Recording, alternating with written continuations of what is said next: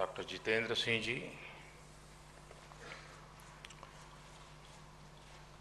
Principal secretary Shriman Nipen Mishra जी,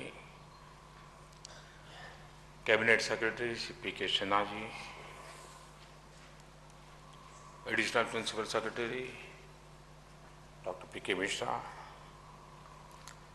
श्री श्री विश्वनाथ जी और उपस्थित सभी महानुभाव।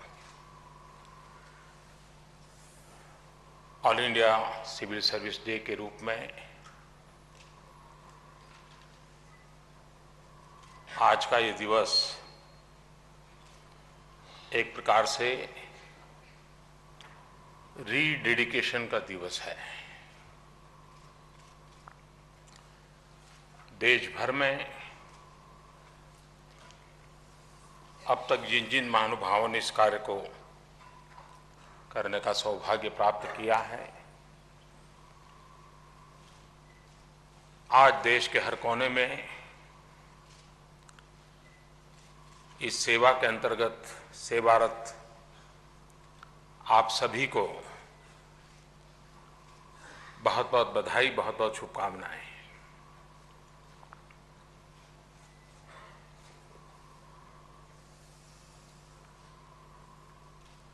आप लोग इतने अनुभवी हैं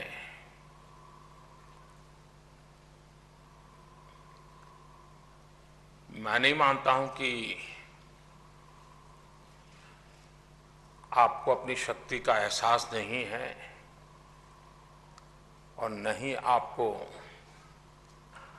चुनौतियों का अंदाज है, ऐसा नहीं है।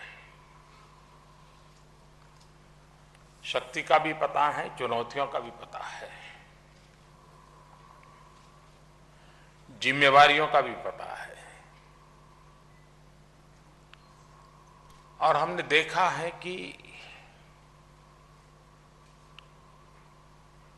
यही उपलब्ध व्यवस्था के तहत देश को उत्तम परिणाम भी मिले हैं।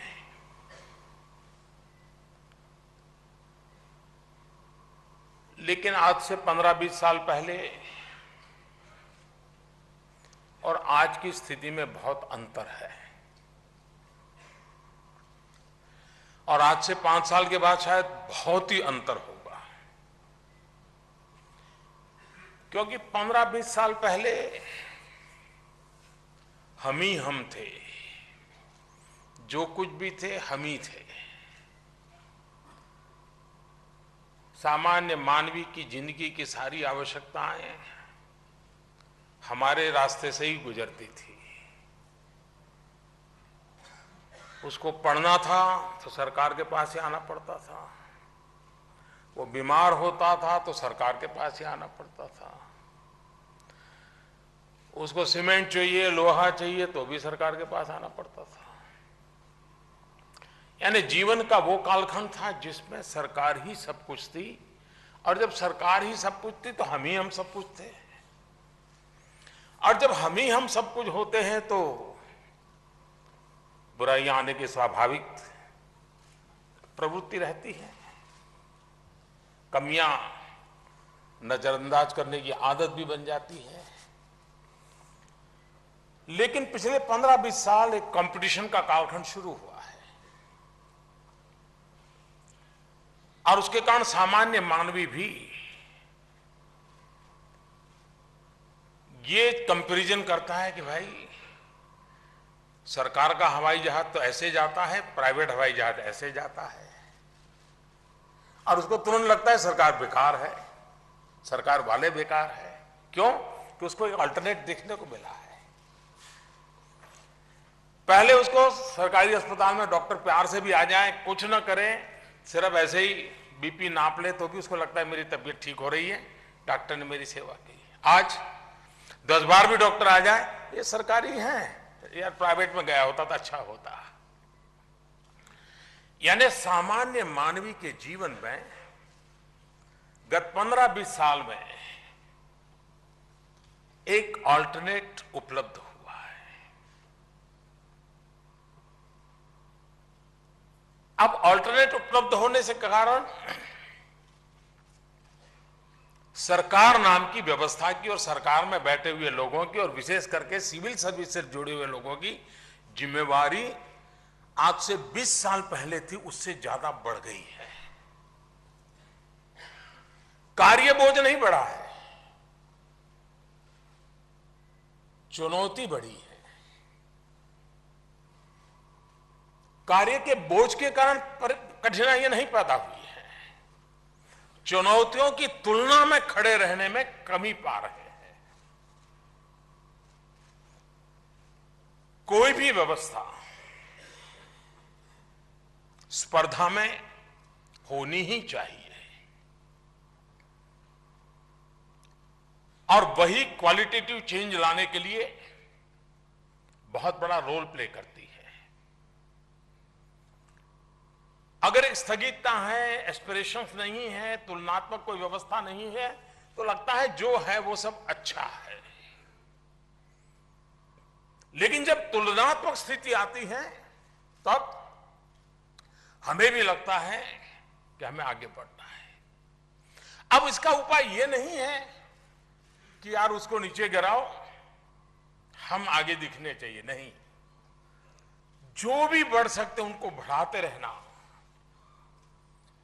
और अच्छा ये होगा कि जितना जल्दी हम हमारी कार्यशैली को बदले, हम हमारे सोचने के तरीके को बदले, जितना जल्दी हम रेगुलेटर के मिजाज से निकल करके एक एनेबलिंग एंटिटी के रूप में डेवलप होंगे, तो ये चुनौती अवसर में पलट जाएगी। जो आज हमें चुनौती लग रही है वो अवसर बन जाएगी। और इसलिए बदलते हुए समय में सरकार के बिना कमी महसूस हो, लेकिन सरकार के रहते बोझ अनुभव न हो, ऐसी व्यवस्था कैसे विकसित करें। और ये व्यवस्था विकसित तब होगी जब हम चीजों को उस तरीके से देखना शुरू करेंगे। अब यहां पर कुछ प्रयास चल रहा है।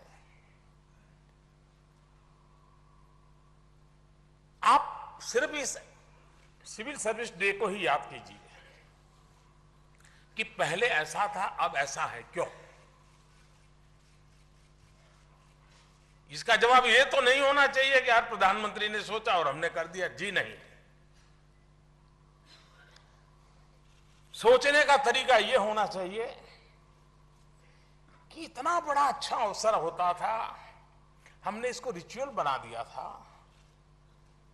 अगर प्राणवान बनाते हैं, उसमें प्राण भर देते हैं, अपने आप को जोड़ देते हैं, आने वाले दिनों की सोच रखते हैं, तो वही अवसर हमें एक नई ताकत दे देता है। इस एक अवसर में जो बदलाव नजर आ रहा है, और अगर आपको यह सही लगता है, तो आपके हर काम में यही संभावना है, अंतर्निहित है, इनहेरेंट है।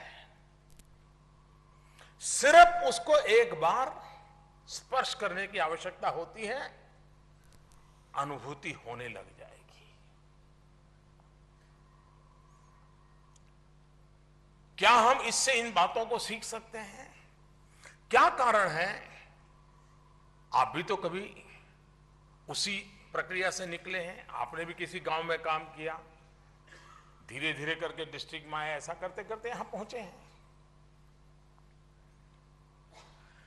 और भी बहुत लोग होंगे जो पिछली बार भी डिस्ट्रिक्ट में काम करते थे, इस बार भी डिस्ट्रिक्ट में काम करते हैं, लेकिन पहले उनको नहीं लगा, इसलिए सिर्फ एंट्री 100 से भी कम आई और इस बार एकदम से ज्यादा आई। क्वांटम जंप तो हुआ है और मैं इसका स्वागत करता हूं। हो सकता है किसी ने पूछा होगा कि यार तुमने भेजा कि नहीं भेजा, तो उसको लगाएगा यार नहीं भेजने से भी सवाल उठेगा, उसके बाद भेज तो दो। लेकिन जब मेरे सामने रिपोर्ट आया तो मेरा दिमाग कुछ और चलने लगा। मैंने कहा ऐसा कीजिए भाई, अच्छा है क्वांटम जंप हुआ है, 100 से नीचे थे अब 500 से ज्यादा हो गए, अच्छी बात है। अब थोड़ा क्वालिटेटिव एनालिसिस होना चाहिए।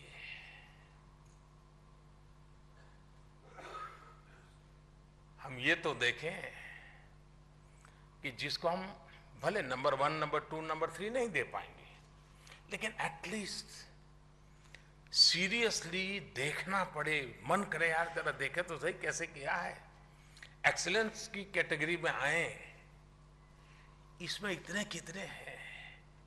मैं वो आंकड़ा बताना नहीं चाहता हूं, लाइव टीवी चल रहा है। लेकिन फिर भी मैं संतुष्ट इसलिए हूं कि चलो भाई एक शुरुआत हुई, क्वांटम जंप हुआ। अब मैं चाहता हूं कि इस एक साल में क्वालिटेटिव चेंज होना चाहिए। एक्सेलेंस से नीचे तो कोई एंट्री होनी ही नहीं चाहिए, क्योंकि यहां इस व्यवस्था में वो लोग हैं जिनको एक्सेलेंसी का थप्पा लगा है, तभी तो यहां पहुंचे हैं जी। ये ठीक है कि उन्होंने कोई कोचिंग क्लास ज्वाइन किए होंगे,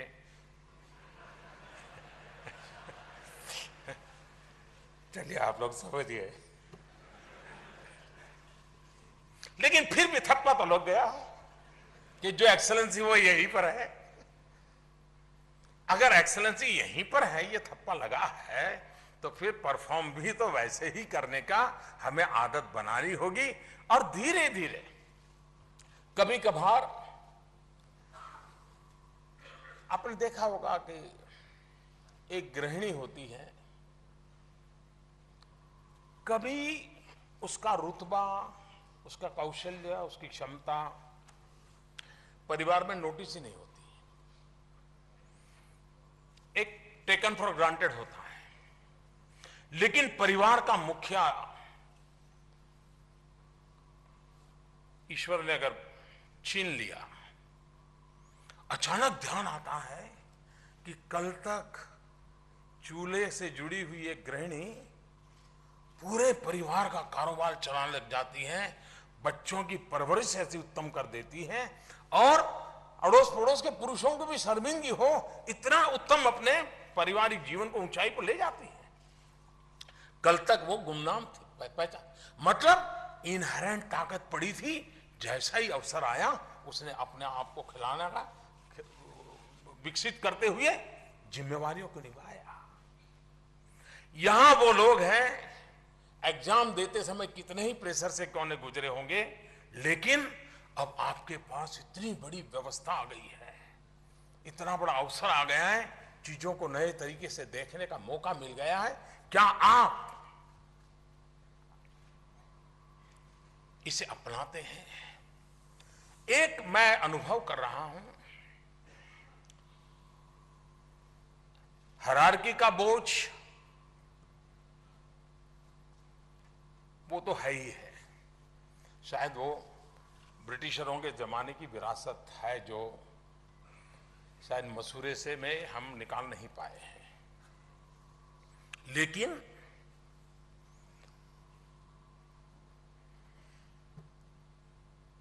मुझे सब आता है, मेरे जमाने में तो ऐसा होता था,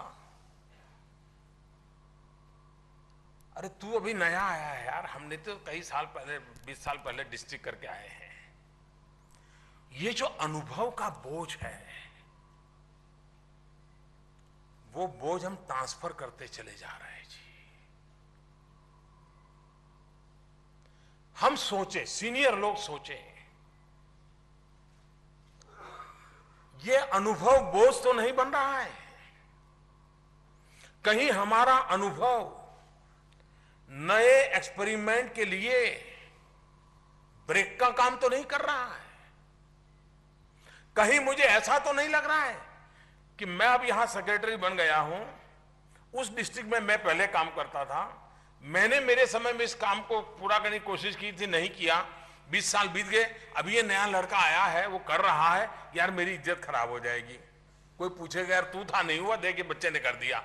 तो मेरे अनुभव का बोझ ब्रेक बन रहा है और मैं ही रुकावट बन जाता हूं। किसी दूसरे डिस्ट्रिक्ट का तो कर दूंगा, लेकिन जिस डिस्ट्रिक्ट में मैं काम करके आया था और मेरे रहते नहीं हुआ था, अब तू कर करके कमाई नहीं कर सकता, इज्जत मैं, ये है। अच्छा लगे बुरा लगे, लेकिन ये है। हमें गर्व होना चाहिए कि जिस खेत को मैंने जोता था, मैं वहां से चल निकला, लेकिन मेरे बाद जो आया उसने पानी की प्रबंध किया था, उसके बाद तीसरा आया वो कहीं से पौधा ले आया था, चौथा आया उसने उसको वट वृक्ष बनाया, पांचवा आया मेरे पास फल लेकर के आ गया है। पांचों का मूल्य है, तब जाकर के परिणाम हुआ है। ये भाव के साथ अगर हम इस परंपरा को आगे बढ़ाएंगे तो हम शक्ति जोड़ेंगे। और शक्ति को जोड़ना ये हम लोगों का प्रयास हो सकता है क्या? हमने कोशिश करनी चाहिए। मैंने पिछली बार भी कहा था, सिविल सर्विस की सबसे बड़ी ताकत क्या रही है, और ये छोटी ताकत नहीं है जी। और गुजराती में हम एक कहावत जानते हैं, हिंदी में क्या होगा मुझे मालूम नहीं है। ठोठ निशाड़िया ने होशियार नहीं कदर, यानी जो पढ़ने में वीक होता है उसको, जो पढ़ने में तेज होता है उसकी कीमत उसको ज्यादा फील होती है कि हाँ ये तेज है, जो बिल्कुल वीक होता है उसको होता है। वैसा एक गुण जो है आपका, वो हम पॉलिटिशियनों को बराबर समझ आता है, और मैं समझता हूं कि ये बहुत बड़ी ताकत है, इसको खोने नहीं देना चाहिए। बहुत बड़ी ताकत है, और वो है अनामिका। कई अफसर आप देखेंगे कि उन्होंने अपने कार्यकाल में ऐसी कोई विजन उनके मन में आया होगा, आइडिया आया होगा, उसको कार्यरत किया होगा, उसका पूरा इंप्लीमेंटेशन का फ्रेमवर्क बनाया होगा, और उसके परिणाम आज पूरे देश को मिलते होंगे। लेकिन खोजने जाने पर भी पता नहीं चलेगा ये कौन अफसर था यार, किसको आइडिया आया था, कैसे किया था। ये अनामिका, ये इस देश के सिविल सर्विस की उत्तम से उत्तम ताकत है, ऐसा मैं मानता हूं, क्योंकि मुझे मालूम है इसकी ताकत क्या होती है। लेकिन दुर्भाग्य से कहीं उसमें कमी तो नहीं आ रही है। मैं सोशल मीडिया की ताकत को पहचानने वाला इंसान हूं, उसके महत्व को समझने वाला इंसान हूं, लेकिन व्यवस्थाओं का विकास अगर उसके माध्यम से होता है और यह व्यवस्थाओं को जनता जनार्दन से जोड़ने के लिए काम आता है, तब तो उसका उपयोग है। अगर मैं सोशल मीडिया के नेटवर्क के द्वारा एक डिस्ट्रिक्ट का अफसर हूं और मैं टीकाकरण की डेट का प्रचार करने के लिए सोशल मीडिया का उपयोग करता हूं, भाई 20 तारीख को टीकाकरण है, 20 तारीख को टीकाकरण है, जरूर आइए, बात पहुंचाइए, मैं सोशल मीडिया का उपयोग कर रहा हूं। लेकिन अगर मैं टीकाकरण में 2 बूंद पिलाने गया हूं और मेरी फोटो फेसबुक पर प्रचारित कर रहा हूं, तो अनामिका के लिए मैं सवालिया निशान बन जाता हूं। एक ही व्यवस्था को मैं कैसे उपयोग करूं? आज मैं देखता हूं डिस्ट्रिक्ट लेवल के जो अफसर हैं वो इतने बिजी हैं, इतने बिजी हैं, इतने बिजी हैं कि ज्यादातर समय इसी में जाता है।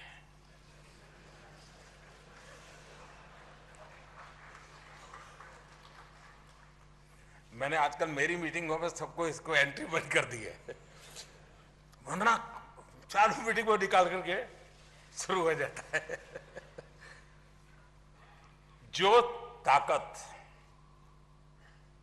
किस काम के लिए आनी चाहिए, किसके लिए नहीं आनी चाहिए, इसका अगर विवेक नहीं रहेगा,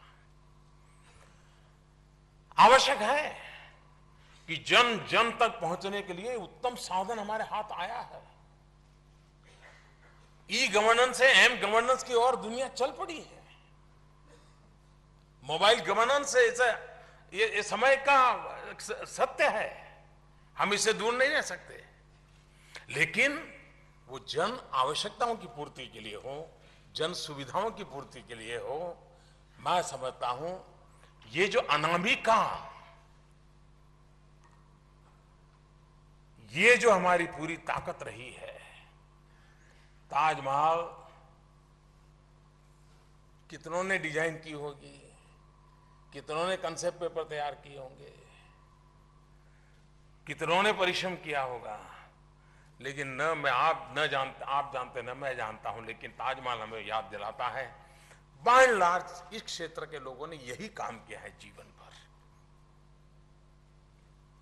कभी कभार तो उसको खुद को भी पूछोगे, रिटायर्ड होने के बाद 20 साल के बाद पूछोगे भाई जरा 5 चीजें बताओ, तो उसको भी याद नहीं, क्योंकि उसने इतना समर्पण भाव से वो जुड़ गया है कि उसको लगा रहे भाई मेरा कर्तव्य था, मैंने कर दिया, चलो आगे चलो भाई। ये कितनी बड़ी ताकत है हमारे देश के पास, और उस ताकत के मालिक आप हैं। और इसका मूल्य मुझे बराबर समझ है, क्योंकि हमें मालूम है कि हम लोगों की तो फोटो इधर से उधर हो जाए तो भी हमारी रात खराब हो जाती है। हम लोगों की बिरादरी ऐसी है, और इसलिए मुझे मालूम है कि अपने की पहचान बनाए बिना देश के लिए दिन रात काम करना ये छोटी चीज नहीं है जी। उसको मैं भली भांति अप्रिशिएट कर सकता हूं, इसकी ताकत मैं भली भांति समझता हूं। लेकिन ये जो परंपरा हमारे आगे की पीढ़ी ने और हमारी सीनियर पीढ़ी ने जो निर्माण किए हैं, उसको बरकरार रखना हमारी नई पीढ़ी की बहुत बड़ी जिम्मेवारी है, और उसको कहीं खरोच न आ जाए ये देखने की आवश्यकता है। हम एक सिविल सर्विस डे जब मना रहे हैं, तब गवर्नेंस के रिफॉर्म के लिए दुनिया भर के कमेटियां बनी होंगी, कमीशन बैठे होंगे, केंद्र सरकार में बैठे होंगे, राज्य सरकारों में बैठे होंगे, और जिन्होंने बनाया होगा उन्होंने भी पूरा पढ़ा नहीं होगा, क्योंकि 6 लोगों ने 6 पीस लिखे होंगे, फिर किसी ने तीसरे ने उसको कंबाइन किया होगा। ये जो सच्चाई है, जिसे बुरा लगे अच्छा लगे, जो रियलिटी है ये जी। और उसके बाद तो शायद एड्रेस भी पता नहीं होगा कहां पड़ा है। राज्यों में भी ऐसे ढेर सारे, हर सरकार को लगा होगा कुछ रिफॉर्म करेंगे, कुछ रिफॉर्म कमीशन बनाएंगे, और ठीक है कुछ लोगों को काम धाम मिल जाता है रिटायर्ड होने के बाद, लेकिन बदलाव नहीं आता है। मेरा आज भी अनुभव से मैं कह सकता हूं, मेरा सद्भाग्य रहा है कि मैं भी अगर आपकी तरह इस व्यवस्था में होता, हो नहीं सकता, क्योंकि मुझे कोचिंग क्लास तो कहीं मिलना नहीं था। लेकिन 16 साल कोई नौकरी करे तो क्या बन सकता है? डिप्यूटी सेक्रेटरी बन जाता है, क्या बनता है? डायरेक्टर बन जाता है। तो मैं डायरेक्टर की कैटेगरी में आ जाता, क्योंकि मैं 16 साल से आप लोगों के साथ काम कर रहा हूं, इसी व्यवस्था के साथ आप ही के लोगों के बीच में काम कर रहा हूं। और इसलिए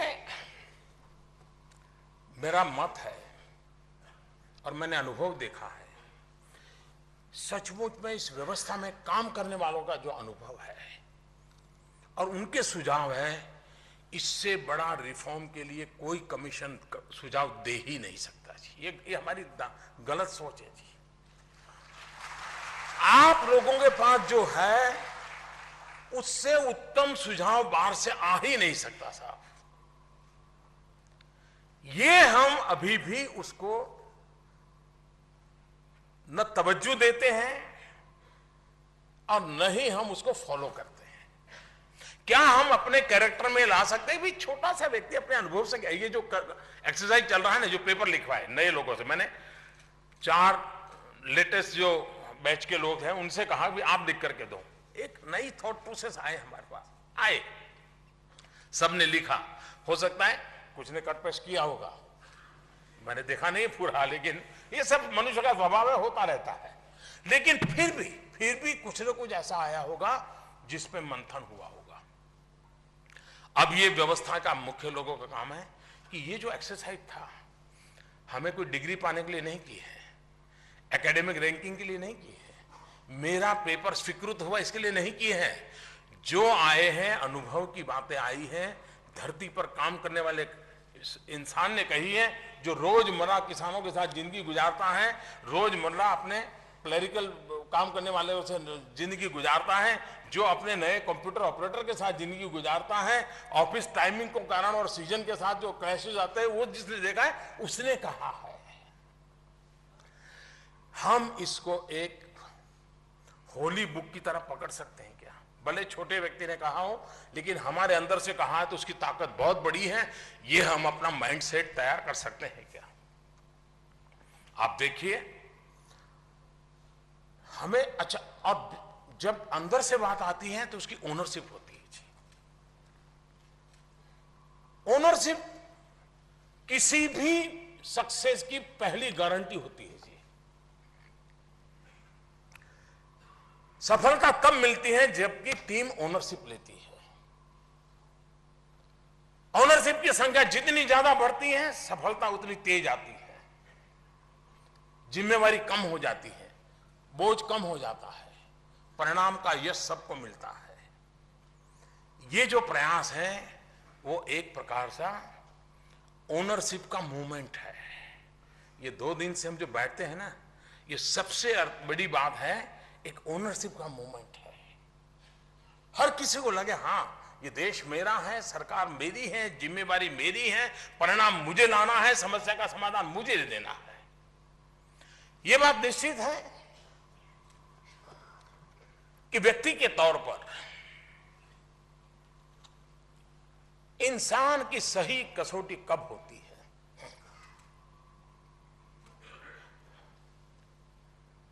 आपको भी भली भांति पता होगा, क्योंकि आप उस जगह पे बैठे हैं।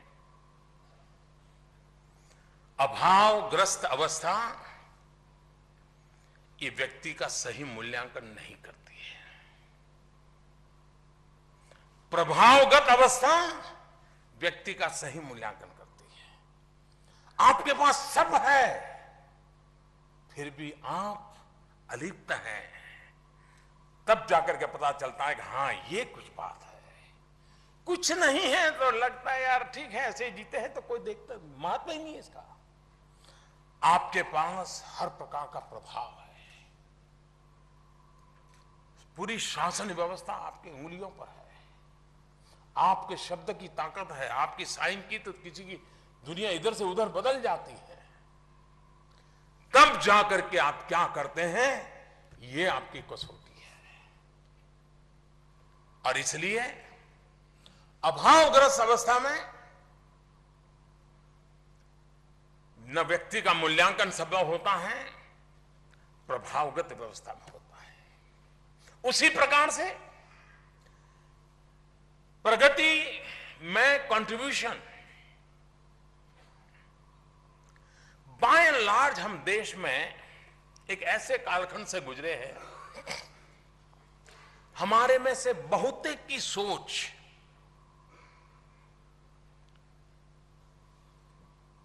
अभाव के बीच कैसे रास्ते खोजना उसकी रही है। विपुलता के बीच कैसे काम करना, ये बाय एंड लार्ज हमारे एक बहुत बड़ा क्लास है जिसकी सोच में बैठता नहीं है। उसको ये तो मालूम था कि अकाल हो तो कैसे परफेक्ट मैनेजमेंट करना, लेकिन उसे यह मालूम नहीं था कि भरपूर पाप पैदा हो तो कैसे मैनेजमेंट करना, वहां फिर वो चूक जाता है। उसे यह तो मालूम था कि इंजीनियरिंग कॉलेज में सीट खाली हो तो विद्यार्थियों को कैसे एडमिशन देना, लेकिन जब सीटें कम पड़ जाएं और विद्यार्थियों की संख्या बढ़ जाए तब कैसे मैनेज करना, तो संकट में पड़ जाता है। जिस तरह देश बढ़ रहा है, जिस तरह देश में जन सामान्य के एस्पिरेशंस के साथ उसका परिश्रम जुड़ रहा है, तो विपुलता के भी दर्शन हो रहे हैं। कम पानी है तो कैसे नहाना आ जाता है, लेकिन फाउंटेन ऊपर चल रहा है और कम पानी से नहाने की सूचना है तो फॉलो करना मुश्किल हो जाता है। हम विपुलता के बीच जहां जहां विपुलता की संभावनाएं दिख रही हैं या विपुलताओं को हमारे सामने नजर के देख रहे हैं, उसके लिए हमारी स्ट्रेटेजी बदल सकते हैं क्या? हम अपनी माइंडसेट बदल सकते हैं क्या? नहीं तो हम बड़े बन नहीं पाएंगे जी। हमारी सोच की सीमा वही रहेगी जी। हमने उस चुनौतियों को स्वीकार कर करके आगे बढ़ने के लिए सोचना चाहिए।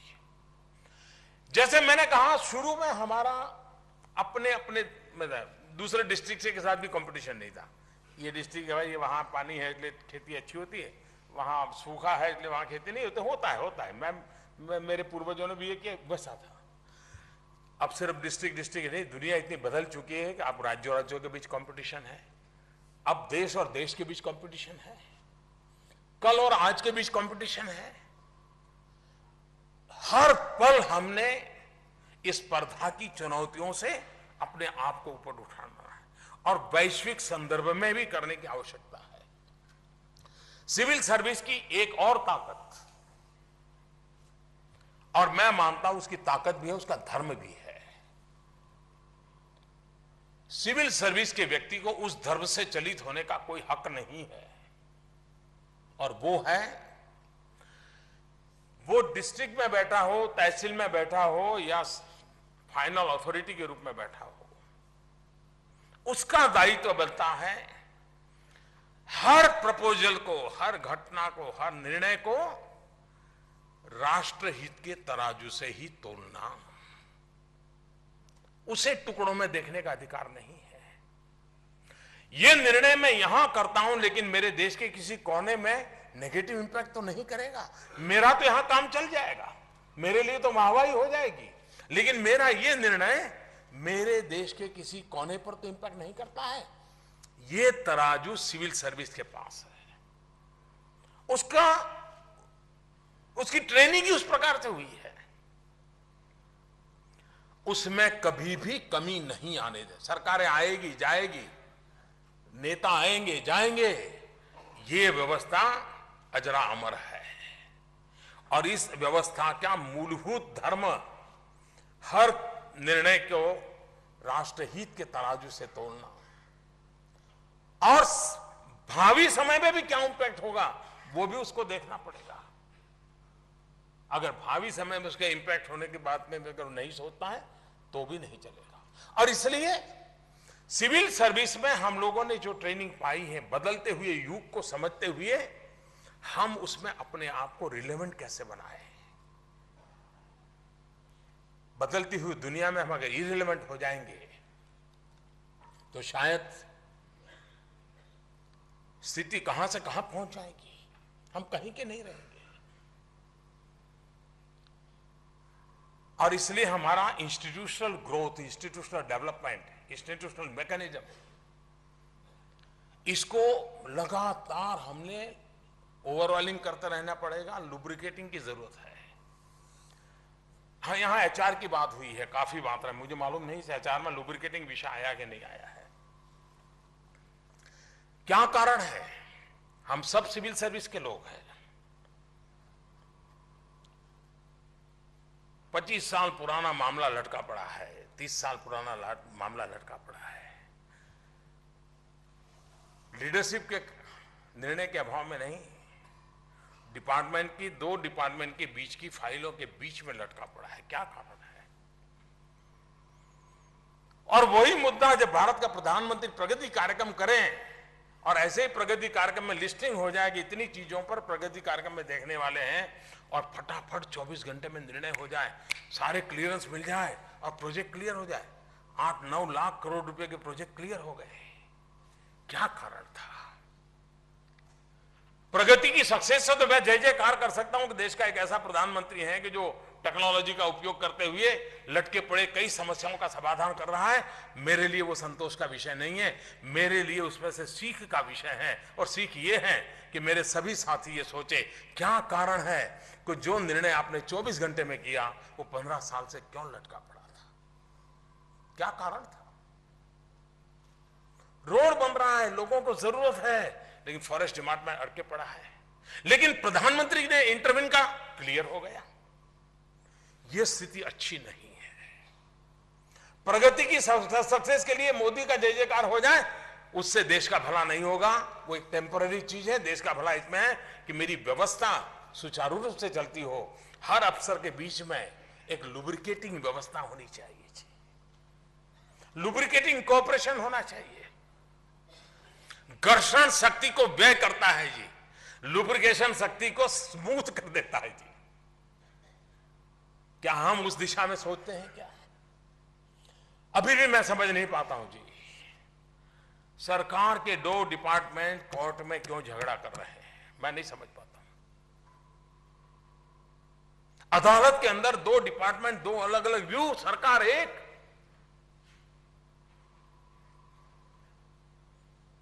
क्या हम एक ऑल इंडिया सिविल सर्विस के नाते हमारी कमजोरी स्वीकार करते हैं? क्या कोई दायित्व से घबरा रहा है, दायित्व से भाग रहा है, या कहीं ईगो बीच में आ रहा है? मैं चाहूंगा सिविल सर्विस डे पर यह हमारा आत्मचिंतन का अवसर भी होना चाहिए। देश की अदालतों का कितना टाइम जा रहा है, देश के सामान्य मानवी को जो जरूरत है उसमें कितनी रुकावटें आ रही है, और केस हार जीत का कारण क्या बनता है? एक अफसर ने पूरा सोचे बिना एक लाइन अगर फाइल में लिख दी और कोई इंटरेस्टेड ग्रुप ने उस फाइल को हाथ लगा लिया, मामला चौपट हो जाता है। मिल बैठ करके बात कर करके, और ये सोचने की जरूरत नहीं है कि कोई निर्णय जल्दी करता है तो कोई बुरे का इरादे से करता है। ऐसे आरोप लगाने वालों ने अभी तक कोई आरोप पुरवार नहीं हुए हैं जी। और इसलिए मन में ये झिझक रखने की जरूरत, अगर सत्य निष्ठा से, ईमानदारी से जन सामान्य के हित में किया है तो दुनिया की कोई ताकत आपको बुरा नहीं ठहरा सकती है। पल भर के लिए कुछ हो जाए, देखा जाएगा। मैं आपके साथ खड़ा हूं।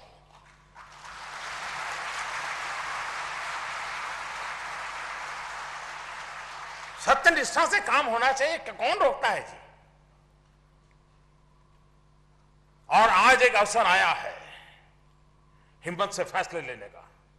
आज एक अवसर आया है आउट ऑफ द बॉक्स सोचने का। आज एक अवसर आया है कि निर्धारित मार्ग से भी नया मार्ग पर कदम रख करके स्थितियों को बदलने का अवसर आया है। और मैं मानता हूं मेरे साथ काम करने वाले हर साथियों को ऐसा अवसर उनकी जिंदगी में बहुत कम आया होगा जो आज आया है, क्योंकि मैं इस सोच का व्यक्ति हूं।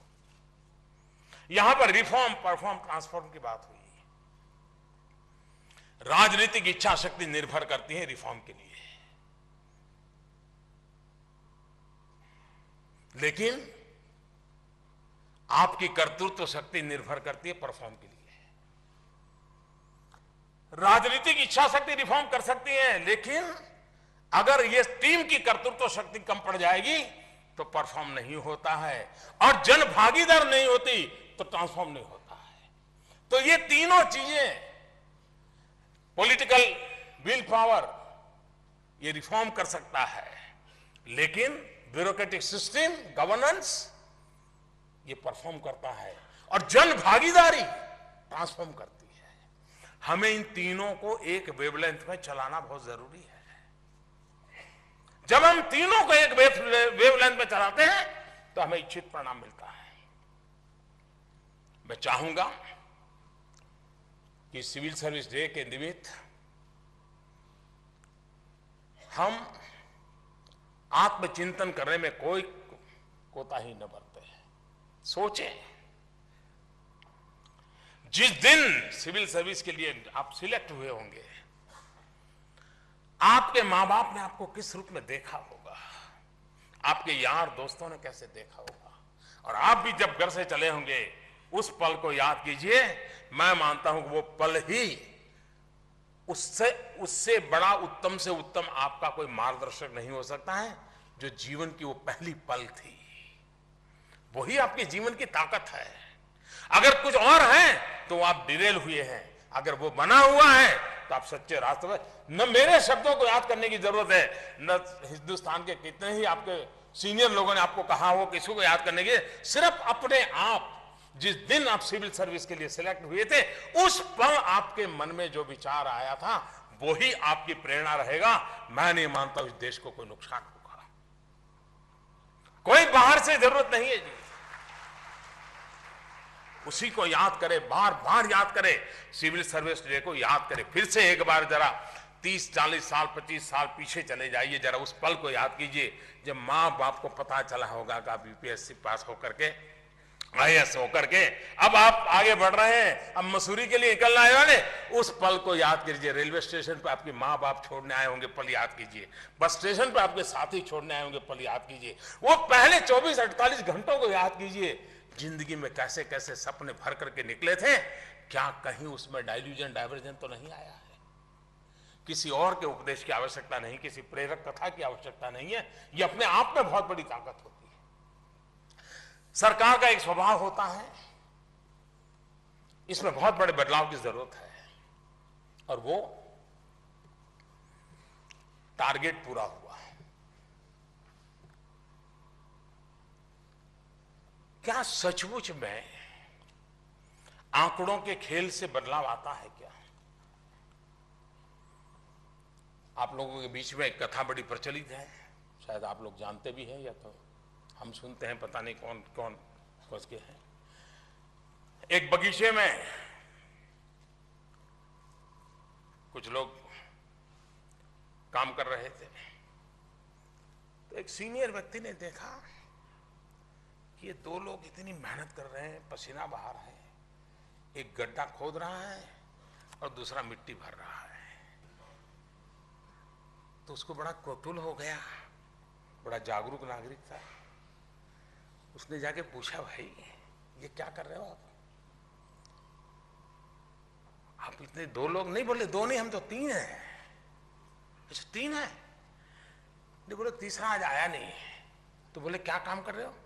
तो बोले मेरे जिम्मे है गड्ढा करना, जो आज नहीं आया उसका जिम्मा है पैड लगाना, और इसका जिम्मा है मिट्टी डालना। लेकिन वो नहीं आया, लेकिन हमारा काम चल रहा है।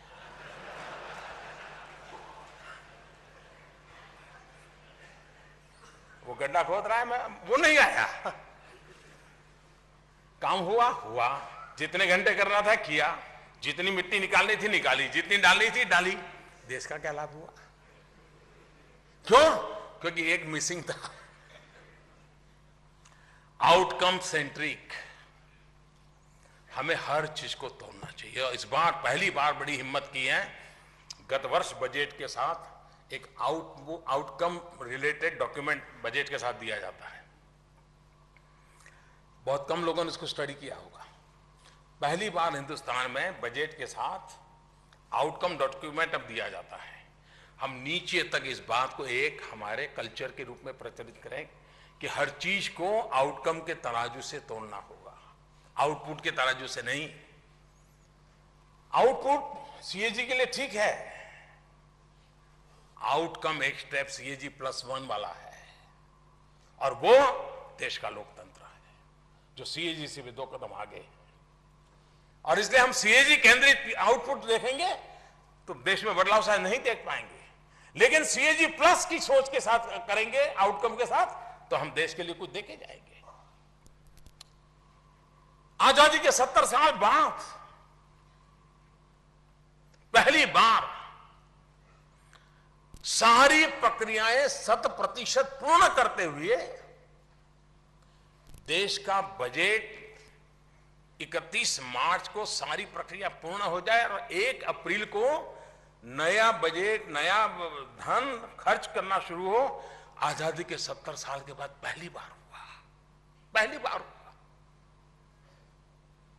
आप ही तो लोग हैं, ये आप ही का कमाल है जी, आप ही ने करके दिखाया। इसका मतलब ये हुआ कि आज भी हमारे साथियों, मेरी ये सेना में जो तय करे वो करने में दम है, ये मैं अनुभव करता हूं। और इसलिए मेरा विश्वास अनेक गुना ज्यादा है। लोग कभी निराशा की बात करते हैं, मैं आप लोगों को याद करता हूं, आप लोगों के कर्तृत्व को याद करता हूं। मेरे निराशा नाम की कोई चीज मुझे झलकती नहीं है जी, मुझे छूती नहीं है। पिछले 3 साल में मैंने अनुभव किया, मेरा गुजरात का तो अनुभव गहरा है, लेकिन यहां 3 साल का मेरा अनुभव है कि एक विचार मैंने रखा हो और मुझे उसका परिणाम न मिला हो, ऐसी कोई घटना मेरे सामने मुझे याद नहीं आ रही है। किसने किया? और इसलिए रिफॉर्म करने के लिए पॉलिटिकल विल चाहिए। मुझे वो प्रॉब्लम नहीं है, शायद एक्स्ट्रा है, लेकिन परफॉर्म के लिए कर्तृत्व बहुत आवश्यक होता है। और ये काम कौन करता है? मुझे बताइए। प्रधानमंत्री ने कहा कि ऐसा मेरे मन में विचार आता है, उस आइडिया को पॉलिसी में कौन कन्वर्ट करता है? आप लोग करते हैं। स्कीम में कौन कन्वर्ट करता है? आप करते हैं। जिम्मेवारी कौन अलॉट करता है? आप करते हैं। संसाधन कहां से निकालेंगे? आप करते हैं। तय करने के बाद मॉनिटरिंग कौन करता है? आप करते हैं। कमियां कहां रही, ढूंढता कौन है? आप ही ढूंढते हैं। गलत क्या हुआ, कौन ढूंढता है? आप ही ढूंढते हैं। सब चीज बाहर के वाला व्यक्ति जब देखेगा तो उसको आश्चर्य होगा कि यही लोग अपनी कमियां भी ढूंढते हैं, यही लोग अपनी गलतियां भी ढूंढते हैं, यही लोग हैं उसके सुधार के लिए प्रयास करते हैं। ऐसी होमोजीनियस व्यवस्था, ये बहुत बड़ी देन है देश को, ऑल इंडिया सिविल सर्विस। और इसलिए आज का दिन इसलिए देश के लिए भी बड़ा महत्वपूर्ण है कि ये एक व्यवस्था है जो व्यवस्था देश को इस प्रकार से हर बार अपने आप को कसौटी से कसते कसते अपने आप को ठीक ठाक करते करते, हो सकता है अपेक्षा से शायद 2 कदम पीछे रहते हो, लेकिन कोशिश रहती है अपेक्षाओं को पूर्ण करने की। यही तो टीम करती है। इस टीम के प्रति देशवासियों का आदर भाव कैसे बढ़े? सामान्य मानवी के मन में यह भाव क्यों पैदा हुआ है? कभी आप भी आत्मचिंतन कीजिए। आप बुरे लोग नहीं है, आपने बुरा नहीं किया है, आप बुरा करने के लिए निकले नहीं है, फिर भी जन सामान्य के मन में आपके प्रति भाव होने के बजाय अभाव क्यों है? क्या कारण है?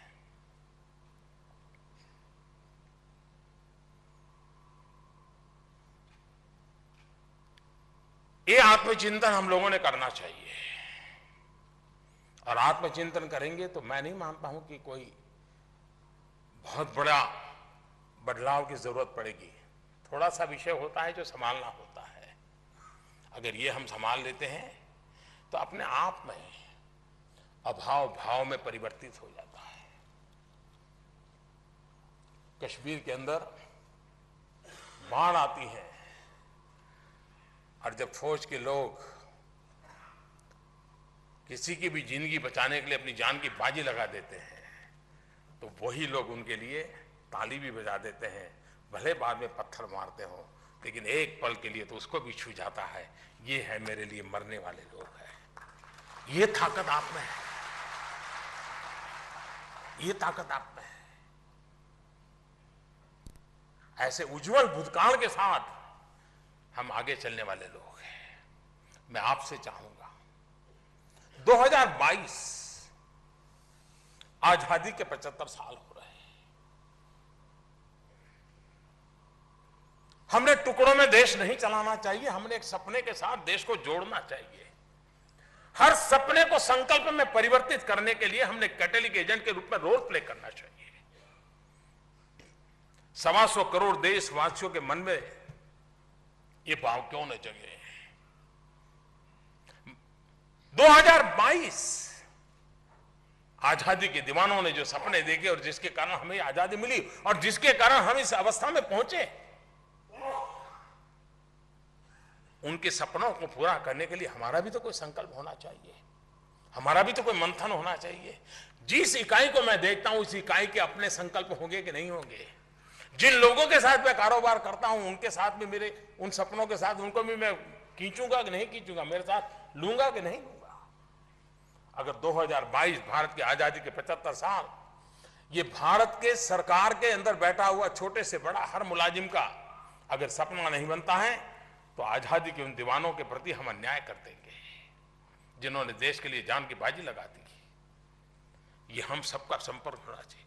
गंगा सफाई की बात हम करते हैं, कोई न कोई सिविल सर्विस का व्यक्ति तो होगा कि गंगा के तट के कोई न कोई गांव उसके चार्ज में होगा। ऐसा कोई गांव गंगा तट का नहीं होगा जो किसी न किसी सिविल सर्विस के व्यक्ति के साथ जुड़ा न हो। राजीव गांधी के जमाने से गंगा सफाई की बात चली है। उस तट पर जो गांव है उस पर कोई न कोई सिविल सर्विस का व्यक्ति का चार्ज रहा ही होगा। वो डिस्ट्रिक्ट में होगा तब भी वो गांव उसके अंडर में आया होगा, वो तहसील में होगा तब भी आया होगा। अगर मैं सिविल सर्विस में हूं, देश गंगा सफाई चाहता है, भारत सरकार का गंगा सफाई का कार्यक्रम है, कम से कम मैं गंगा तट के उस गांव में गंदगी नहीं जाने दूंगा। इतना संकल्प मेरा साथी नहीं कर सकता है क्या? एक बार वहां इंचार्ज मेरा अफसर तय करे, मैं जिस गांव का इंचार्ज हूं यहां से कोई गंदगी अब गंगा में नहीं जाएगी। कौन कहता है गंगा साफ नहीं हो सकती है? करने के तरीके यही बनाने होंगे। हमारे सपनों और संकल्पों को माइक्रो लेवल पर मैनेजमेंट क्या हो, इसके साथ हमें अपने आप को जोड़ना पड़ेगा, जिम्मेवारी लेनी पड़ेगी, ओनरशिप का भाव।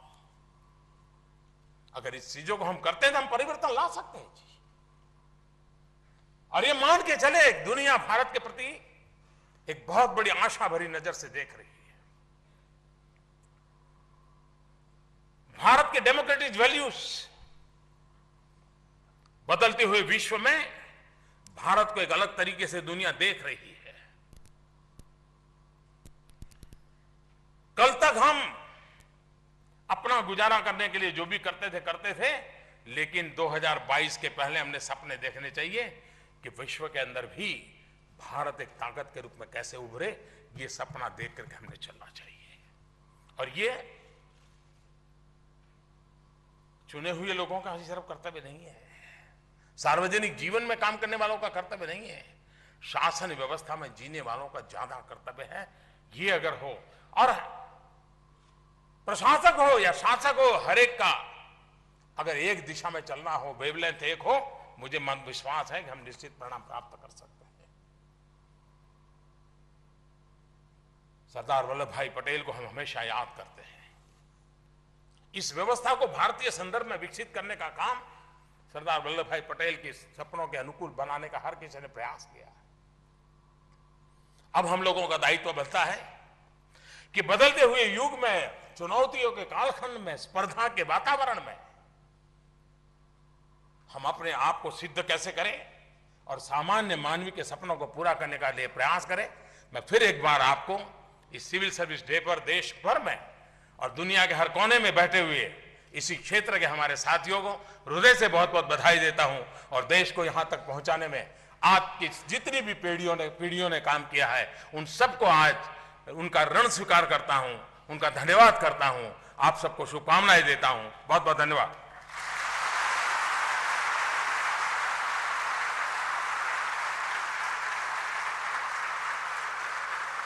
कोटि कोटि धन्यवाद माननीय, आपके मार्गदर्शन के लिए और हमारी शक्ति और सामर्थ्य